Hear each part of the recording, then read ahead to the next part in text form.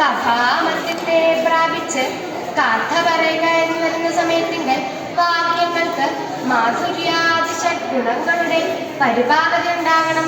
എന്നാൽ ഇപ്പറഞ്ഞതിന്റെ ഒരു ഗുണം പോലും ലവലേശമില്ല എന്ന് വരികിലും ഈശ്വര കഥ പറയുക എന്ന് വരുന്ന സമയത്തിങ്കൽ മഹജ്ജനങ്ങളാകട്ടെ ഈശ്വര ഇവന്റെ മനസ്സ് ഈശ്വര കഥയിങ്കലല്ലോ ലയിച്ചത്.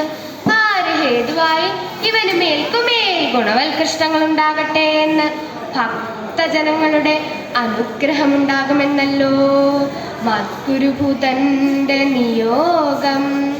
ഗുരുകാരുണ്യലക്ഷ്മിർ നിയോഗാൽ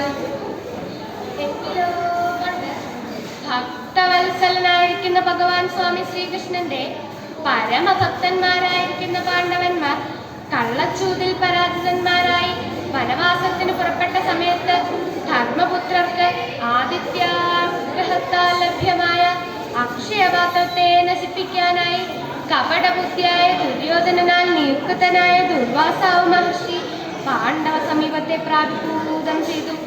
ധർമ്മപുത്രരാകട്ടെ പാഞ്ചാലിയുടെ അസ്നവിശേഷത്തെ അശേഷം പരിചിന്തനം ചെയ്യാതെ മഹർഷിയെയും ശിഷ്യന്മാരെയും ഭക്ഷണത്തിന് ക്ഷണിച്ച് സ്നാനത്തിന് നിയോഗിഭൂതം ചെയ്തു.